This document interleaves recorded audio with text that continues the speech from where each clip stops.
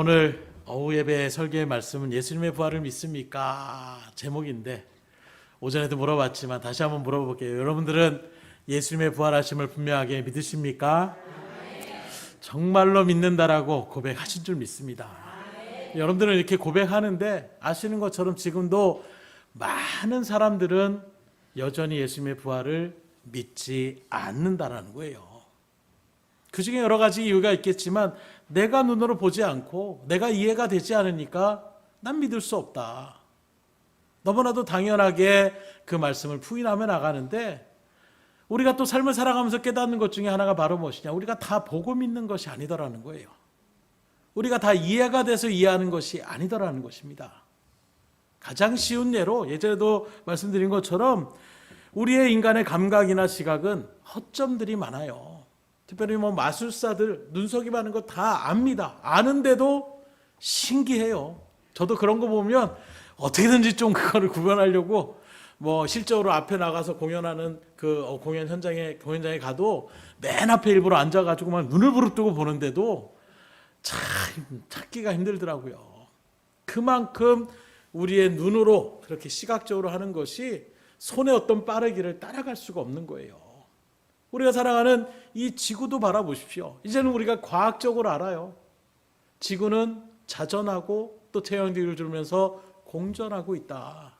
그래서 그 태양주기를 한 바퀴 도는 그 주기가 365일이 돼서 우리가 1년을 365일이다. 이렇게 우리가 한다는 것은 이제 우주선을 띄우고 과학을 발달하면서 우리가 확실하게 이해를 하게 돼요. 근데 이것도 아는 것처럼 코페르니쿠스가 또 갈릴레오가 지구가 돈다라는 얘기를 했다가 어떻게 합니까? 죽을 뻔했어요. 이런 일들 속에서 우리가 지금 느끼는 것, 보는 것만을 믿는다. 지구가 그 공전을 하면서 자전을 하면서 도는 속도가 어마어마합니다. 10만 킬로가 넘는다라는 거예요. 시속 10만 킬로라는 것은 음속의 88배가 되는 거예요. 쫓아갈 수 없는. 근데 여러분들이 지금 지구가 막 왁 하면서 움직이고 돌고 있는 것을 느끼는 사람 있으십니까? 우린 못 느껴요. 소리를 들으십니까? 소리도 못 듣고 있습니다. 그렇다고 해서 우리가 지구는 돌지 않습니다. 이렇게 얘기한다면 아이고 과학도 모르는 사람 이렇게 다 사람들에게 어리석다라고 이야기할 거예요. 무슨 말씀을 드리고자 하냐면 오늘 우리가 이해가 안 되고 느낄 수 없지만 그런 모습에서 사실인 것이 얼마나 많이 있는데 나는 보지 못했으니까 못 믿겠다. 이거는 어찌 보면 이 시대 가운데 이게 나는 무지하고 어리석은 사람이다라는 것을 스스로 이야기하는 것과 똑같다라고 이야기할 수가 있는 것입니다. 그런데 오늘 본문에 제자들을 바라보세요. 이들이 누굽니까? 예수님을 3년 반 동안 동고동락하며 그렇게 예수님의 기적, 또 예수님의 말씀, 예수님의 놀라움을 직접 눈으로 보고 또 체험하고 자기들 스스로도 말씀에 의지하여 여러 가지 능력들을 또 체험했던 그 제자들이에요. 그런데 이들이 뭐라고 합니까? 예수님의 능력은 그렇게 눈으로 보았어도 믿지 못하고 있는 거예요. 뭘 믿지 못합니까? 주님이 다시 살아나시다는 부활을 믿을 수 없다는 거예요. 아니 나사로도 죽어서 썩은 냄새가 날 정도의 그 순간에서도 그 강릉의 예수님의 말씀으로 살아나는 것을 이 제자들도 봤어요. 아니 남을 살릴 수 있는 그분이 스스로 살리지 못할까? 본 것과 그 모든 것들을 통해서 충분히 믿을 만한데 제자들은 믿지 못했습니다.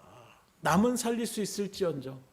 또 마지막에 주님께서 십자가에서 그렇게 이리저리 끌려다니며 찢김을 당하고 철철 피를 흘리며 아무런 그들의 조롱과 멸시에 대답하지 못하는 그 모습이 어찌 보면 이들의 마음에 불신을 쌓았을지도 몰라요. 스스로는 구원 못하시는구나. 제사장들의 무리들이 야 지금이라도 네가 내려오면 우리가 너를 하나님의 아들로 인정하겠다. 묵묵부답하시는 것입니다. 그 모습이 제자들에게 강렬하게 각인이 되었고 들려줬을지도 몰라요. 그래서 지금 막달라 마리아가 소리치르면서 예수님이 살아나셨다라고 했음에도 불구하고 믿지 못하는 것입니다. 이전에 예수님께서 여러 번 언급하셨어요. 내가 예루살렘에 가서 고난을 받고 그리고 죽임을 당하고 그리고 다시 살아날 것이라는 것을 몇 번이나 말씀을 했음에도 불구하고 제자들은 그 말씀조차도 까마득히 잃어버리는 것입니다. 그렇다면 왜 제자들이 주님의 그 놀라운 기적을 체험했고 여러 가지 말씀을 들었고 이랬음에도 불구하고 예수님의 부활의 소식을 믿지 못했는가? 먼저는 그들은 하나님의 약속을 믿지 못했기 때문에 부활을 인정할 수가 없는 거예요. 주님께서 제자들과 함께 있을 때 말씀한 것처럼 여러 번 말씀합니다. 인자는 죽을 것이다. 고난당하고 그렇게 죽은 지 3일 만에 다시 살아날 것이다. 이 말씀을 여러 번 했음에도 불구하고 그때마다 제자들은 에이, 예수님 왜 죽어? 예수님 죽으면 안 되는데? 그냥 그 말씀을 들어도 한 귀로 듣고 한 귀로 흘려버린 거예요. 말씀을 마음간에 새긴 것이 아니라 그냥 들은 등 맞는 등 하면서 그렇게 받아들이며 나갔던 그 일들 가운데서 주님의 그 약속의 말씀을 붙잡지 못하니 부활도 믿을 수가 없는 것입니다. 여기서 우리가 깨달을 수 있는 것이 있어요. 그게 바로 무엇이냐? 아무리 많은 지식을 갖고 아무리 성경을 많이 알아도 믿지 못하면 아무 소용이 없다. 아무런 능력이 나타날 수가 없다라는 거예요. 그래서 성경을 아는 것보다 더 중요한 게 무엇이냐? 단 한 절이라도 성경의 말씀 그대로를 믿음으로 내가 믿습니다. 받아들이는 것이 중요하다는 거예요. 오늘 한국 사람들, 또 기독교인들, 또 신앙에 연조가 있는 사람들 아는 건 맞습니다. 그러나 정작 삶으로 그 말씀대로 순종하지 못하면 왜 그렇습니까? 아는데 그쳐서 그래요. 믿음으로 받아들였으면 가는 거예요. 행동하는 것입니다. 그런데 그럴 수 있겠다. 그렇지. 예수님 그랬었지. 그냥 아는 지식만 가득 채우고 정작 그것을 믿음으로 나아가지 못하니까 삶 속에서 아무런 어떤 능력과 변화를 우리가 누릴 수가 없는 거예요. 오늘 우리에게 주신 이 성경의 말씀, 말 그대로 성경을 두 가지로 고를 때 뭐라고 합니까? 구약과 신약이다. 이 말씀은 옛 약속과 새로운 약속이라는 의미를 나타내고 있어요. 그래서 성경은 한마디로 약속의 말씀입니다. 어떠한 약속입니까? 5절에 말씀드린 것처럼 하나로 집중돼요.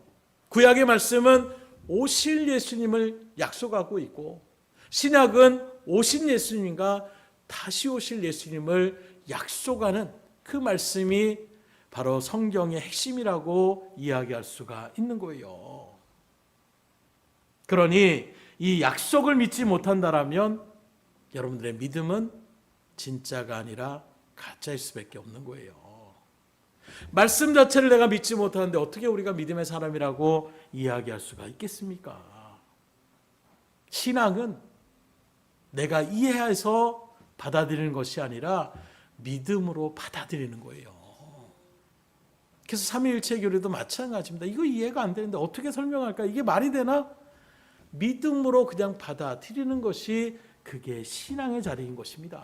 하나님이 이렇게 말씀하셨구나. 그러면 하나님의 말씀이니까 내가 그대로 따라야지. 이게 믿음이지. 이게 정말 이해가 안 되는데, 이거 말이 안 되는데, 이럴 수가 없는데, 따지고 묻고 내 생각으로 이해가 안 되면 이건 받아들일 수 없어. 이렇게 나가는 것은 결코 하나님 편에 바라봤을 때 믿음이라고 이야기할 수가 없는 거예요. 성경의 수많은 기적의 사건들 바라보십시오. 요단강물을 건너갈 때에 그냥 무조건 믿고 나아가라. 그러다 빠져 죽으면 어떡합니까? 이해 못합니다. 뭔가 보여주십시오. 이렇게 나가는 것이 아니에요. 믿고 그냥 하나님이 나아가라고 했을 때 나아가니까 물이 갈라지는 거예요. 그 견고한 여리고성을 하루에 한 바퀴씩, 그리고 마지막 날에는 6바퀴를 그렇게 7바퀴를 돌아라. 토합 13바퀴를 돌고 함성을 그렇게 지르면 된다라고 얘기했을 때에 그대로 질렀을 때에 이게 무슨 의미가 있는가? 그대로 믿음으로 행했을 때에 그 견고한 여리고성이 무너지는 거예요. 또 놀라운 사실은 계속해서 이런 성경의 말씀들을 연구하고 또 고고학적으로 그렇게 발굴하며 나가는 사람들이 있는데 여리고성에 대한 무너짐도 어떻게 되느냐? 그냥 이렇게 무너질 수도 있고 앞뒤로 무너질 수도 있는데 그 일들의 발굴들을 바라보니까 여리고성 촌에는 그 성이 안쪽으로 무너졌다는 거예요. 이스라엘 백성들이 지금 둘러싸고 있는 그 이스라엘 백성들이 조금의 해도 되지 않고 그 성이 여리고성 안쪽으로 그렇게 무너뜨리게 되는 하나님이 이런 세밀하신 분임을 그런 일들을 통해서 우리가 다시금 깨달을 수가 있는 거예요. 여러분들을 하나님께서 지키시고 보호하신다라고 약속하신 그 말씀을 믿으시기 바랍니다. 하나님은 세밀하게 여러분들을 지켜주세요. 말씀에 의지하여 믿음으로 그대로 나아갔을 때 하나님은 반드시 여러분들에게 놀라운 역사를 체험케 하여 주십니다. 하나님의 은혜를 누릴 수 있기를 주님으로 축원합니다. 약속의 말씀을 붙잡고 나가는 것이 그래서 중요한 거예요. 그 약속의 말씀을 붙잡고 반드시 약속이 이루어질 것을 믿음으로 확증하며 하나님의 놀라운 은혜를 여러분들의 삶 가운데 체험하시고, 그리고 체험한 그 은혜를 또한 간증하며 복음의 증거자의 삶 가운데 설 수 있기를 주님으로 축복합니다. 두 번째로 예수님의 제자들이 예수님의 부활을 믿지 못한 것은 바로 무엇이냐? 하나님의 능력을 믿지 못했기 때문이에요. 자기의 생각만큼으로만 하나님의 능력을 제한하니까 믿지 못합니다. 이런 일들이 요한복음 11장에도 우리가 잘 아는 것처럼 나사로가 죽는 사건이 나타나요. 근데 주님이 거리감이 좀 있는 곳에서 나사로가 죽었다는 것을 알고 계시음에도 불구하고 일부러 천천히 가십니다.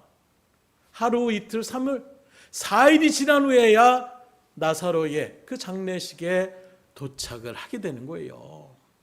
그때 마리아와 마르다가 뭐라고 합니까? 주께서 여기 계셨다라면 우리 오라버니가 죽지 않았을 것입니다. 이건 뭘 얘기하고 있습니까? 역으로 얘기하면 주님이 저쪽에 계셨기 때문에 우리 오라비는 죽었다라는 거예요. 곧 예수님의 능력을 공간적으로 제한한 것입니다. 여기에 있었으면 충분히 살아날 수도 있었지만, 고침받을 수도 있었지만, 예수님이 여기 있지 않고 먼 곳에 있었기 때문에 그곳에서 우리 오라비를, 우리의 병을, 우리의 질고를 떠나가게 할 수는 없었을 것입니다. 이렇게 얘기하는 고백이에요. 그런데 이에 반해서 마태복음 8장에 나오는 우리가 잘 아는 백부장의 믿음을 바라보십시오. 하인, 사랑하는 하인이 지금 앓고 있습니다. 그래서 주님을 찾아갑니다. 우리 하인이 이런 지경에 있으니까 고쳐주세요. 그때 주님이 뭐라고 합니까? 같이 가자. 그랬더니 백부장이 뭐라고 합니까? 제가 결코 주님을 받아들이기가 너무나도 부끄럽고 버겁습니다. 유대인들의 그 관심을 알기 때문에 이방인들에 대한 그들을 죄악시 여기고 그들과 교제하는 것을 굉장히 타부시하는 그 유대인들의 관심이 있기 때문에 그 예수님이 자기 이방인인 로마의 그 군병의 집에 들어오는 것을 감당치 못하겠다라는 거예요. 그러면서 뭐라고 하느냐?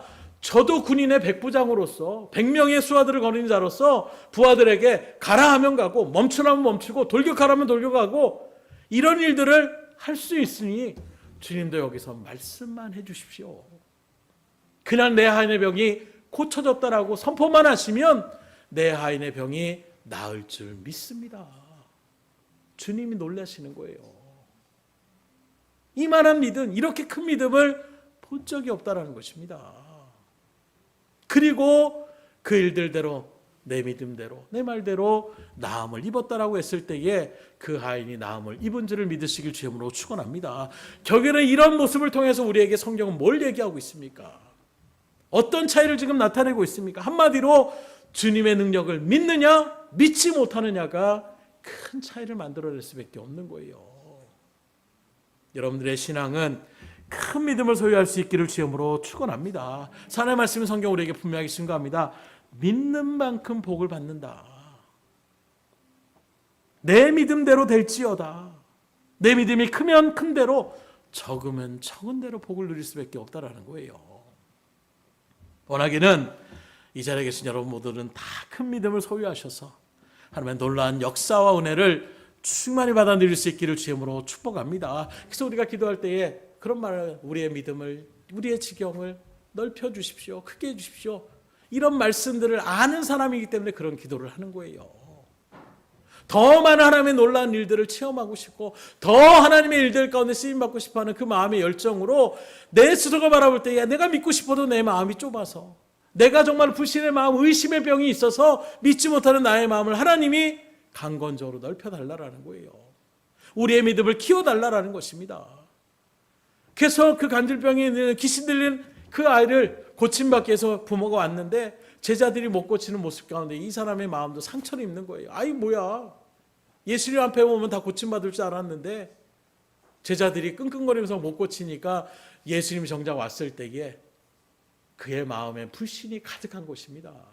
예수님 물어보니까 지금 이 아이가 귀신에 들려가지고 뜨거운데도 막 차가운데도 관리가 안 된다라는 거예요. 그래서 고침받고 나는데 당신의 제자들이 고치지 못하더이다. 이 말 속에는 지극히 불신의 마음이 깔려 있는 것입니다.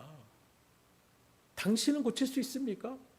제자들은 지금 그렇게 한참 수고를 해도 못 고쳤는데 주님은 고칠 수 있습니까? 그때 주님께서 뭐라고 합니까?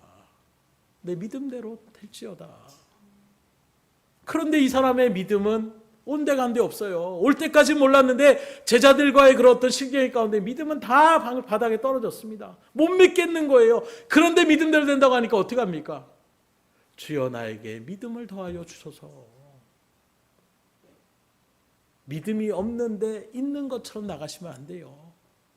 안 믿어지는데 믿는 것처럼 그렇게 딴 사람들이 나를 어떻게 생각할까 하는 마음으로 믿어지지 않는데 믿는 것처럼 하는 것 아무런 나의 신앙에 도움이 되지 않습니다. 사람들에게 보이지 마시고 정말로 내 마음 가운데 그것이 걸림이 된다라면 주님의 존전에 나와 아니면 여러분들의 기도처에서 간절함으로 기도하셔야 돼요. 믿고 싶은데 믿어지지가 않아요. 하나님의 뜻을 알고 싶은데 깨닫지 못하겠습니다. 하나님 나에게 믿음을 주십시오. 나에게 응답해 주십시오. 나의 지혜를 열어주십시오. 주님 앞에 붙잡고 나아가셔야 돼요. 그때 하나님은 역사하시는 거예요. 오늘 이 자리에도 혹 아직도 주님의 은혜를 체험하지 못했다라면 간절함으로 주님을 찾기를 주임으로 축복합니다. 이건 우리의 남은 저 영원한 하늘나라를 우리가 판가름할 수 있는 중요한 문제예요. 믿음이라는 것이 너무나도 중요한 문제이기 때문에 이건 한번 해볼까가 아니라 반드시 한번 해봐야 되겠다. 내가 정말 생명을 걸고 한번 주님 앞에 매달려 봐야 되겠다. 수많은 믿음의 간증들을 바라보세요. 그렇게 주님 앞에 간절함으로 나갈 때 하나님 반드시 들어주시고 응답하여 주십니다. 그런 믿음의 자리 가운데에 설 수 있기를 주님으로 축원합니다. 오늘 말씀해 보니까 부활을 믿지 못하는 그 제자들을 향하여 주님은 또한 이렇게 말씀하고 있어요. 먼저 그들의 믿지 않음을 책망하십니다. 14절의 말씀입니다. 그 후에 11 제자가 음식 먹을 때에 예수께서 그들에게 나타나사 그들의 믿음 없는 것과 마음이 완악한 것을 꾸짖으시니 이는 자기가 살아나는 것을 본 자들의 말을 믿지 아니함일러라. 오전에는 너희에게 평안이 있을지어다 말씀하셨어요. 근데 또 한편에 바라보게 되면 그들이 그럼에도 불구하고 또 이건 아니야. 믿지 못하며 나가는 그들의 마음을 주님께서 책망하시는 것입니다. 그럼 왜 이렇게 그들이 믿지 못하고 있느냐? 오늘 말씀에 비춰보니까 믿음이 없는 가장 큰 이유 중에 하나는 마음의 완악함이 있다는 거예요. 이 완악함이 무엇입니까? 우리의 교만에서 나오는 마음으로 무지와 불신 가운데서 받아들이려고 하는 그 마음의 자세를 얘기하고 있는 것입니다. 그러니 마음이 완악하면 하나님의 말씀이 마음 가운데 새겨지지 않는 거예요. 이게 무슨 말도 안 되는 소리야. 무슨 이런 허황된 소리를 갖다가 마음이 완악한 가운데 있을 때에 받아들일 수가 없는 거예요. 믿음의 자리에 설 수가 없는 것입니다. 그렇기 때문에 우리는 진리의 말씀 안에 거할 수 있으셔야 돼요. 말씀을 묵상하시고 말씀을 나누시고 또 말씀을 붙잡고 기도하며 나갈 수 있기를 주님으로 축원합니다. 그래야 주님의 마음을 품을 수 있는 거예요. 거기서부터 믿음은 나타나는 것입니다. 우리 앞에 있는 우리 태호 청년도 아시는 것처럼 등대교회 나온 지 그렇게 오래되진 않았어요. 그런데 우리 원로 목사님이 얼마나 정말로 그 믿음을 세워주기 위하여 끊임없이 말씀으로 또 성령이 지금도 역사하신다는 것을 알기 위해서 방언 기도를 받으려면 그러면 믿음의 신앙이 있다. 계속해서 그런 일들 가운데 있으니까 어떤지 모르겠어요. 깊은 얘기를 나누지 못했지만 처음에는 태어도 못 믿었을지도 몰라요. 할아버지 자꾸 얘기를 하고 귀찮게 하고 주일마다 전화해가지고 아침부터 나오라고 하고 그런데 어느 순간에 그 마음이 호기심 반 그 일들 가운데 한 번씩 나아가는 그 모습에서 계속해서 그 말을 들으니까 거기에 소망이 생기는 거예요. 사모함이 생기는 것입니다. 그리고 기도하는 가운데서 아시는 것처럼 방언 기도를 또 받았어요. 그러니까 어떻게 됩니까? 정말로 있네. 그러니 그 모습 속에서 믿음으로 확 성장되어져서 선교 가자고 하니까 선교 간다고, 또 선교에 나가서도 얼마나 열심히 하는지 그 마음의 자세가 무엇이겠어요? 이전에 느끼지 못했던 그 하나님의 놀라운 역사들을 체험하니까 가만히 견딜 수가 없는 거예요. 그런 여러분들도 계속해서 믿음의 말들이 오갈 수 있으셔야 돼요. 세상에 나가면 세상 말들만 오갈 수밖에 없어요. 우리의 신앙이 떨어집니다. 계속 교회 공동체 가운데 서로 교제하는 것이 그래서 중요한 거예요. 성경 공부를 하고 구역 모임을 갖고 예배에 같이 모이고, 이 모든 것들이 바로 그래서 우리에게 유익이 되기 때문에, 왜요? 우리의 그 속성 자체가 들으면 자꾸 그 일들 가운데서 처음에는 에이 정말? 그럴 수 있나? 한번 해볼까? 해보자. 점점점 우리의 일들 가운데 나가는 그런 마음의 자세들이 있는 거예요. 그래서 우리가 언어 생활할 때 사회에서도 그런 의미라서 어떻게 합니까? 부정적인 언어를 사용하지 말고 되도록 아이들한테 긍정적인 언어를 사용하십시오 하는 이유가 뭐냐? 부정적인 얘기만 듣다 보면 자기도 모르게 부정적인 사람으로 되는 거예요. 그러니 믿음의 말들이 우리 가운데 계속해서 연결되어질 수 있기를 주님으로 축원합니다. 그래서 말씀을 듣는 이 자리도 졸은 한이 있어도, 억지로 앉아있는 한이 있어도 그 이슬비에 정말로 몸이 젖은 것처럼 여러분들이 듣다 보면 어느 순간에 성령이 확 역사하실 때가 있어요. 그 역사를 여러분들이 더 소망 가운데 빨리 이루시려면 간절함으로 나가셔야 돼요. 나도 믿고 싶어요. 왜냐면 저도 마찬가지였어요. 처음엔 저도 막 우리 등대교 한참 예전에 막 방언 나오고 예언 은사 나오고 막 신유 막 여러 가지 은사들이 하는데 처음에는 막 이게 뭐야 하면서 이렇게 들어도 그게 별로 그렇게 와닿지 않는 거예요. 그런데 어느 순간에 은혜를 받지, 성령의 체험을 받지 않은 사람들의 무리가 더 많고 받은 사람들이 몇 명이 되지 않는데 이 숫자가 점점 바뀌기 시작하는 거예요. 다들 방언을 하기 시작합니다. 다들 막 통변의 은사를 하고 막 여러 가지 성령 은사를 받는데 점점점 그 숫자가 이제는 받지 못한 사람들이 숫자가 더 적어지기 시작하는 거예요. 그 숫자 안에 내가 들어갔다는 것이 갑자기 못 견디겠더라고요. 그래도 어렸을 때부터 내가 교회를 다녔고 말씀도 많이 알고 또 목회자의 자녀로서 이렇게 있는데 나도 받고 싶다. 어느 순간에 그 마음에 간절함을 주께서 주셔서 정말로 뜨겁게 기도했어요. 정말로 느낌상으로 배가 정말 앞에 있는 배가죽이 등허리에 붙을 정도로 쫙 하고 소리를 지르니까 이게 정말로 배가 쑥 들어가서 뒤에 붙을 정도로 그냥 막 하나님 나도 보여달라고, 다른 기도 없었어요. 남들 왜 다 주는데 왜 저도 믿기 싶습니다. 부르짖으니까 하나님께서 체험케 하여 주시더라고요. 그러니까 이전에 어떤 신앙과는 이 차원 자체가 새로운 세계가 열리기 시작하는 거예요. 그리고 그런 일들 속에서 이렇게 사역의 길까지 하나님께서 인도하여 주시지 않습니까?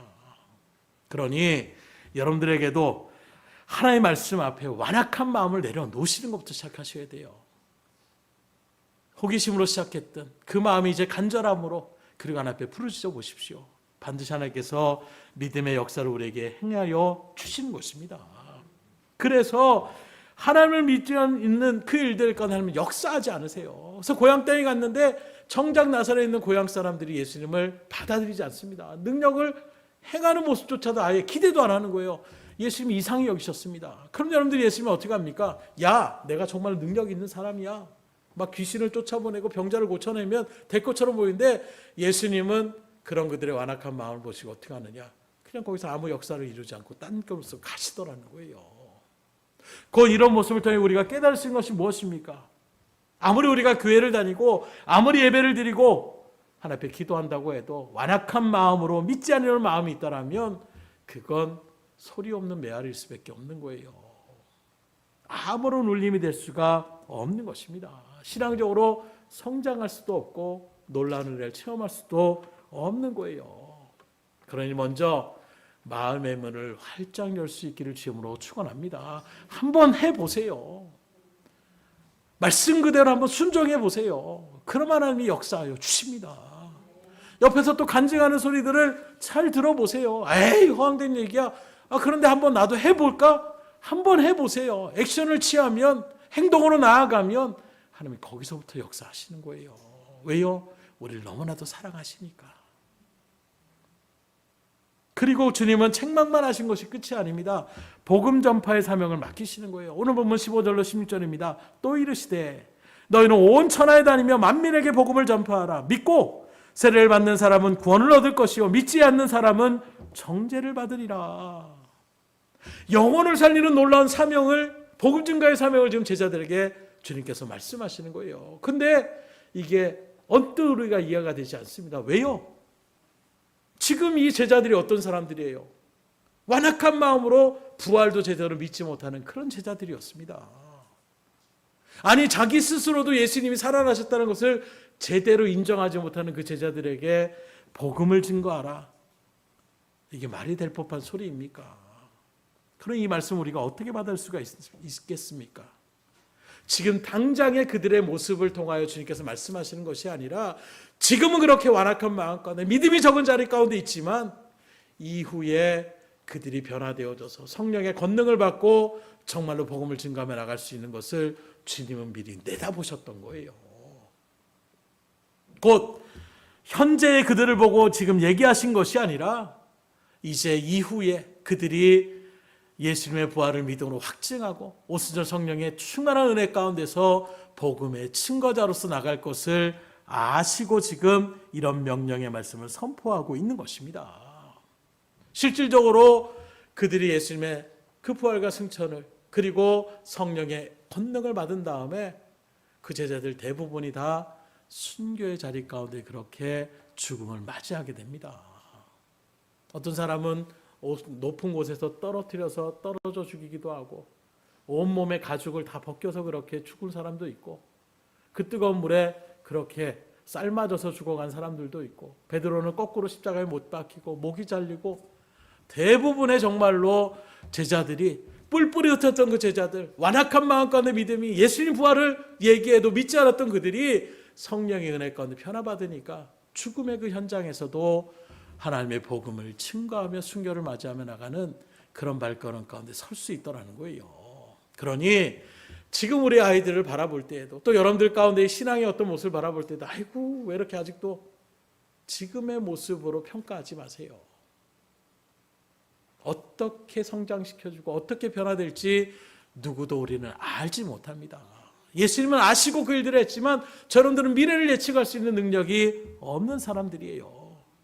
그런 우리의 연약함을 알고 지금 당장의 모습만을 바라보며 그 사람의 전부를 평가한 것처럼 생각하지 마시고 이후에 어떤 일들 가운데 하나님이 쓰시는지 하나님이 잡힌 바만 되면 80세 노년의 모세도 위대한 민족의 지도자로 쓰임받을 수 있었던 것처럼 여러분들의 모든 자녀들 또 여러분들 가운데 있는 모든 사람들 지금 당장의 모습으로 그들을 비판하고 정죄하고 판단하지 마시고 끊임없이 그들을 위하여 기도하며 나갈 수 있기를 주님으로 축원합니다.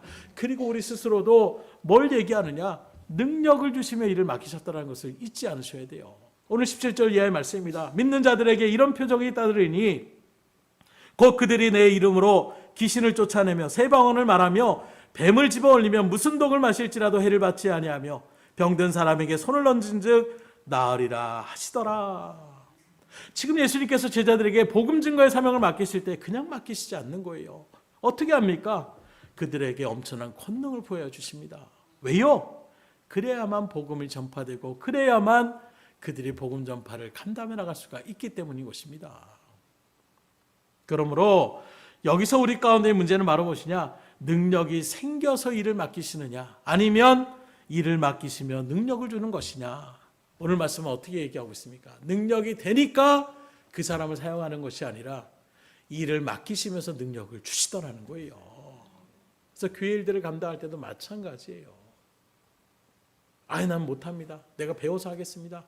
물론 그럴 수 있어요. 그러나 정말로 이런 말씀을 붙잡고 나가는 것은 하나님이 할 수 있도록 그렇게 목회자를 통해서 또는 주변의 어떤 다른 사람들을 통해서 여러분들이 정말 이런 일 가운데 쓰임받기 원한다라고 이야기할 때에 저는 가장 먼저 그것을 거부하면 먼저 하나님 앞에 기도해 보십시오 라고 이야기를 하는 이유가 거기 있는 거예요.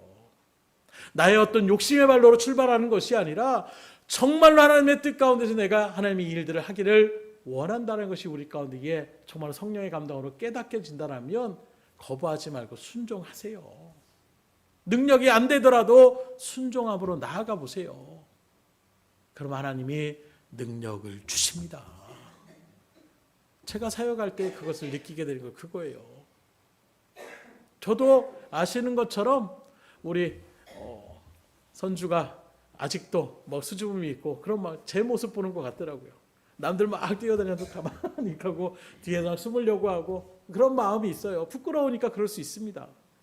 그런 일들 속에서 하나님이 하나하나 맡겨주시는 거예요. 선교단을 쓰게 하고 그것도 맨 처음에는 그냥 뒤에서 기타나 치고 뭐 이런 거나 치려고 하고 근데 점점 이제 리더로 그렇게 세워나가셔요. 리더까지는 그래도 뭐 개최했으니 그런데 갑자기 어느 순간에 성가대 지휘를 또 맡으라고 하는 거예요. 아유 찬양단이야 같은 뭐 청년들끼리 학생들끼리 하니까 그나마 편한데 성가대는 집사님들하고 권사님들하고 막 이런 일들 가운데 청년이 막 그걸 한다는 것 자체가 너무 부담이 되는 거예요. 그래서 못할 것 같은데 그런데 그런 모습에서 전 지휘자님 되시는 전도사님 그때 사모님이셨는데 말씀을 하시고 그 다음에 이제 이걸 어떻게 할까? 근데 12월 이제 1월 달이 딱 넘어갈 때쯤 되니까 원로 목사님 딱 오셔가지고 딱 한마디 하시더라고요. 성가대 지휘해라. 그렇게 하고 그냥 가시더라고요. 근데 그 말씀이 저에게는 그냥 순종하라는 말씀으로 딱 와닿더라고요. 그리고 나가는데 아시는 분 아시겠죠? 처음에 지휘할 때 고개도 들지 못했어요. 고개 숙이고 이렇게 하는 겁니다. 얘기만 하고 그냥 이렇게. 그런데 점점 어떻게 하느냐? 고개가 들려지게 만드시더라고요. 이끌어갈 수 있게 만들어 주시더라고요. 그런데 놀라운 것은 그때는 내가 왜 이걸 해야 되지? 이런 마음이었는데 사역의 길을 딱 들어가게 되니까 그 모든 것들이 나에게 사역의 일들을 하는데 좀 더 수월하게, 좀 더 기쁨으로, 또 더 담대함으로 하나님의 일들을 감당할 수 있도록 인도하여 주시더라는 거예요. 등대교회에서만 몇십 년 동안 그렇게 성장했던 제가 이제 교역자가 돼가지고 전도사라고 해서 다른 교회 간다는데 너무 두려운 거예요. 뭘 내가 할 수 있지? 스스로가 늘 어떤 열등감이나 이런 마음 가운데서 내가 뭘 말씀을 전할 수 있고 뭘 할 수 있지? 이런 마음 가운데 교회에 그래서 처음에는 우리 원로 목사님 아시는 그 분하고 통해가지고 이제 거기에 이제 갔는데 배우려고 하는 마음으로 또 거기서 그러니까 내가 한번 잘 이끌어줘야지 하는 마음으로 가게 됐는데 정말로 그 일들이 하나하나가 하나님께서 은혜로 만들어 주시는 거예요. 처음에는 그냥 학생부 인도하라고 그렇게 출발했던 자리가 어느 순간에 선교단을 리더하고 선교단을 그렇게 나아가서 찬양팀 인도하라고 얘기를 하고 그러더니 거기에 있는 또 성가대를 또 맡겨주시는 거예요. 맡겨진 달란트가 어느 순간에 저에게 그것이 달란트가 돼 있더라고요. 처음에는 부끄러워 나왔던 그 모습이 그래서 어느 사역의 일들 가운데서 또 사역의 부교역자로 가면 가장 첫 번째가 운전 말씀드린 것처럼 그리고 찬양 이 두 가지가 굉장히 그런 일들 가운데서 많이 있는데 그게 어느 순간에 저에게는 큰 스펙으로 와닿더라고요. 그래서 그런 일들 가운데 나가다 보니까 하나님이 이런저런 사역지를 가운데 나가는데 그 사역의 일들을 감당하며 나갈 때에 하나님께서 은혜를 주시더라고요. 또 사무직에 대한 어떤 뭐 주보를 만들고 뭐 문서를 만들고 뭐 이런 것들도 처음에 못하는 거여서 이력서를 이렇게 내면서도 거기서 막 이렇게 하니까 이건 내가 못하는 거니까 너무 또 순진해가지고 그냥 나가는 게 근데 그것도 그렇게 들어가서 하나하나 닥치니까 배우게 되는 거예요. 안 배우려고 하니까 필요 없다고 생각하니까 안 배우는데 들어가니까 어쩔 수 없이 하게 되니까 뭐 밤이 새서라도 또 그걸 만들다 보니까 어느 순간에 지금 뭐 그런 문서 작업이나 이런 것들을 어느 정도 숙달될 수 있도록 만들어 주시더라고요. 긴 얘기를 하는 이유는 무엇이냐? 여러분들에게도 구약장이 됐던 기관장이 됐던 어떤 봉사의 장소가 됐든 충분히 여러분들이 그 일들 가운데 쓰임받을 수 있기 때문에 하나님께서 여러분들에게 말씀을 주시는 거예요. 그러니 주의 일들 가운데서 감사함으로 받으시되 다만 뭘 기도해요? 하나님이 쓰시겠다고 하니까 하나님 능력 주세요. 이런 부분이 부족하니까 하나님 이런 부분들을 채워주세요. 기도하며 나아가 보세요. 하나님이 즐겁게 여러분들의 삶을 인도하시고 풍성케 하여 주실 것입니다. 뭐 내는 얼마 다니지 않았는데 뭐 상관없어요. 누구든지 하나님 앞에 봉사하며 나갈 수 있는 거예요. 그렇게 주의 일들 가운데에 능력을 온전히 누리시기 원하신다라면 열심으로 맡겨진 일들 가운데에 충성하며 나갈 수 있기를 주님으로 축원합니다. 말씀을 드립니다. 이렇게 말씀을 드려도 아직도 이 자리 가운데 부활을 믿지 못하신 분이 혹 계십니까? 하나님의 전능하심과 그 약속하심을 믿으시기를 주님으로 축복합니다. 그리고 믿지 아니하는 자들을 버리지 아니하시고 꾸짖을지언정 그들을 돌이키시고 사명을 맡기셔서 일하게 하여 주시는, 그리고 그 일들을 감당할 수 있는 능력까지 주시는 그 하나님을 바라볼 수 있기를 주님으로 축복합니다. 2000년 전 주님은 저와 여러분들을 위하여 십자가에 죽기까지 자기의 몸을 내어주셨어요.